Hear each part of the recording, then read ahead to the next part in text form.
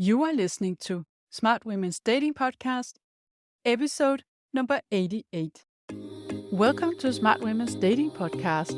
I am your host, certified life coach Lærke Nielsen, and I help smart, independent women attract the love they deeply desire without having to chase or settle. This podcast will give you the mindset, tools, and insights you need to finally crack the code to your love life. Are you ready? Then let's go.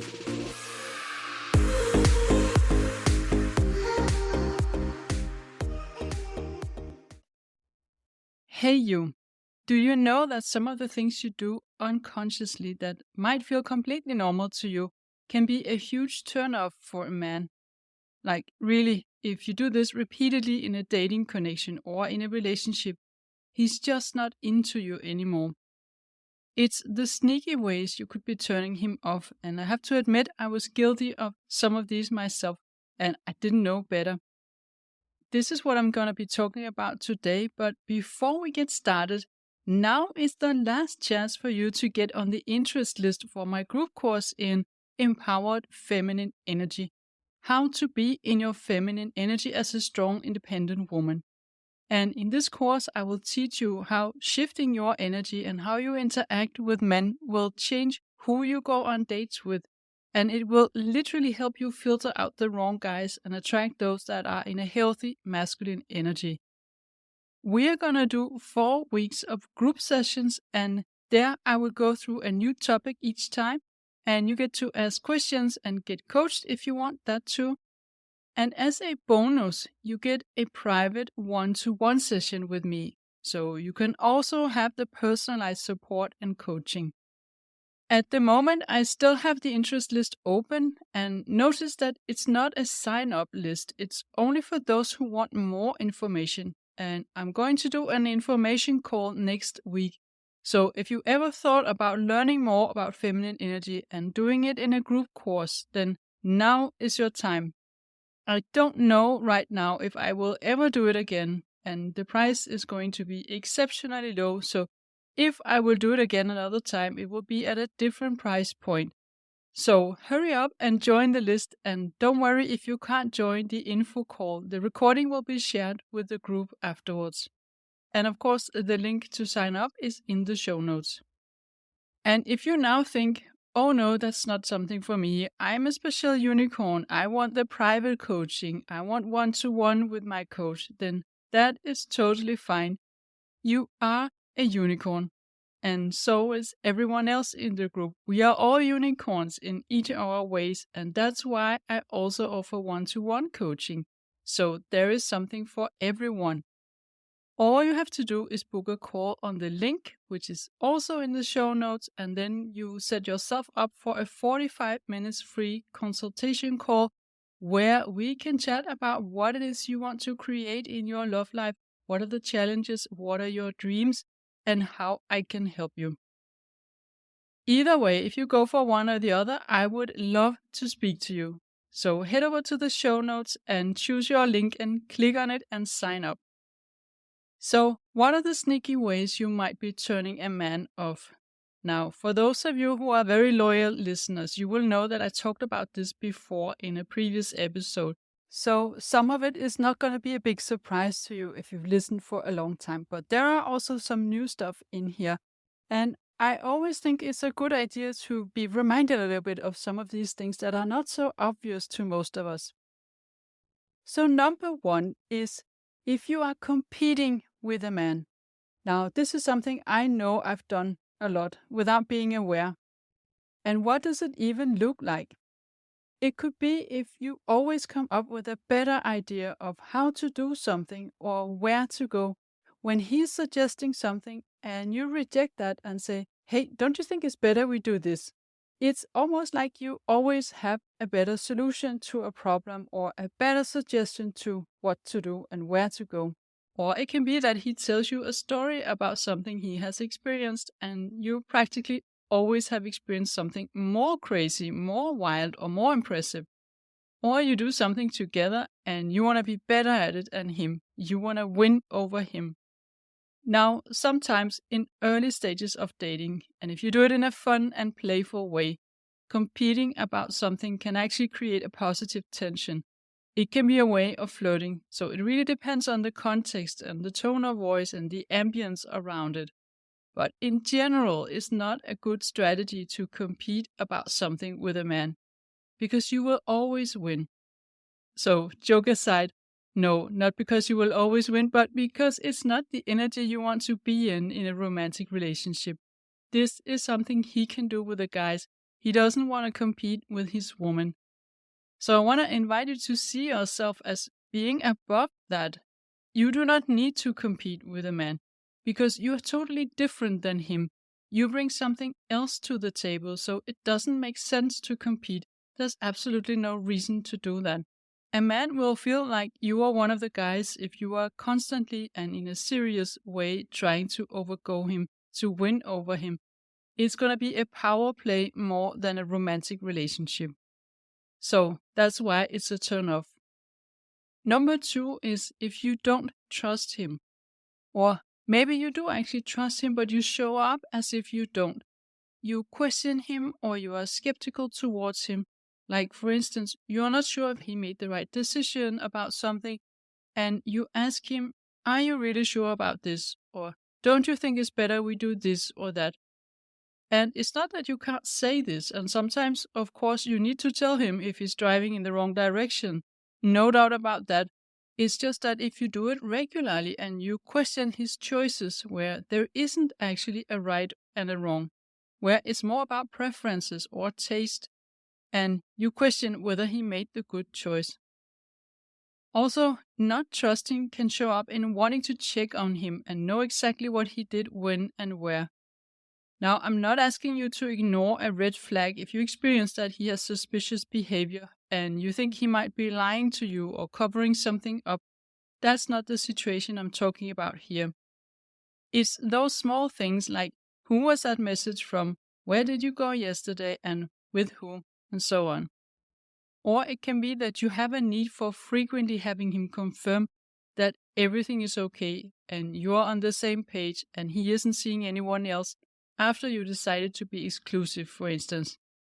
Again, the same is valid as before. If you do really see some signs that he's not exclusive, of course, you want to have a conversation about that. But try to be very factual with yourself about what you see and whether it's really because you are triggered in a situation. There's something that reminds you of something you experienced in the past, and that is the real reason and not what's going on right now. And in that case, you want to avoid showing him distrust. For a man, it's super important that you can trust him. It's the basis of all relationships. So if you can't trust him, there's really nothing to build on. And if you distrust him, it's sort of an anti-compliment to him. It's devaluing him, and that's why it's a turn-off for him. Now, if you're triggered, let's say you have experienced infidelity in the past and you wonder why someone is texting your partner late in the evening, or you kind of sense something when someone's name come up, for instance. There, I don't want you to ignore that and just think, oh, I cannot show him distrust, I have to trust him no matter what. Here, you want to be honest with him, because if you are really triggered, he most likely can sense that something is off. So here, you just want to tell him, you know what, I had this happen to me in the past, and it really hurt me so badly. And I know you're not the same person, and you have different values, and I really trust you, but I have to admit, I get a little scared when I see you answering a text late at night. I know it's me being triggered, but I just really would appreciate if you will tell me that it's just a friend or someone in your family or whatever. It would make me feel so safe right now. And then, of course, we will want him to want to make you feel safe. A good partner or even just a dating connection, he will want you to feel safe. So that's a special situation, that's the exception.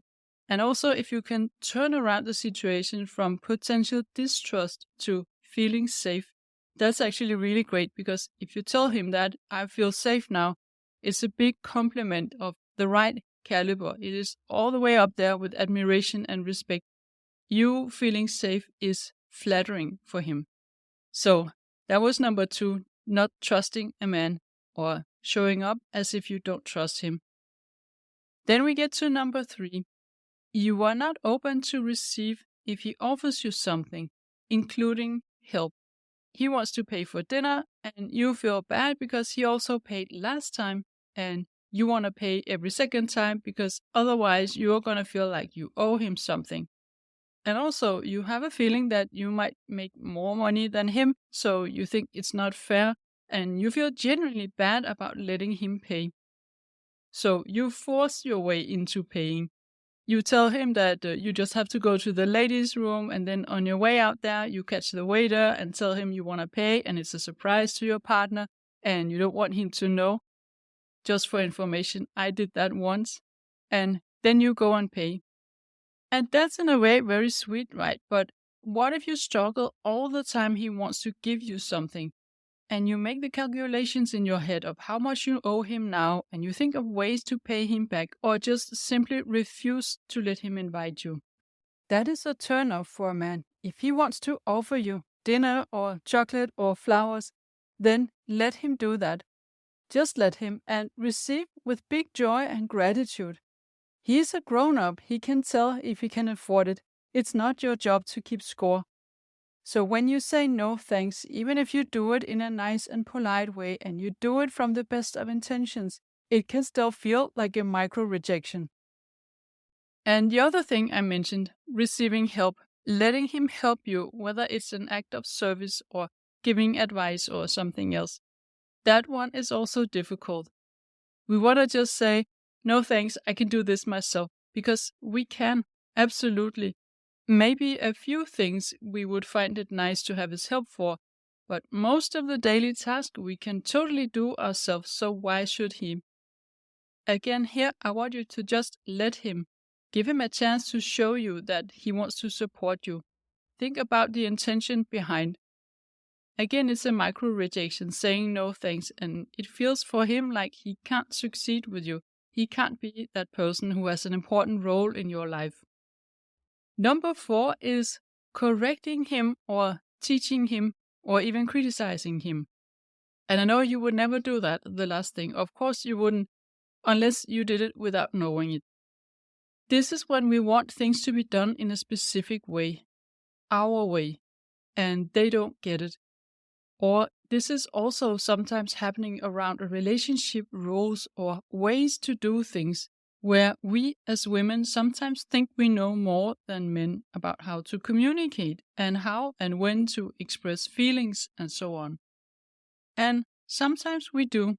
I do actually believe we have an advantage in talking about our feelings simply because we do that all the time with our friends. And men are more socialized to believe it's weak or girly to do that. But being experienced in talking about our feelings, it doesn't make us right in deciding when and how other people should do that. We can have a wish to have that communication. That's totally fair. And we can even feel that it's going to be difficult to move forward if we don't have that conversation. It's really important. And then we can request that from a partner.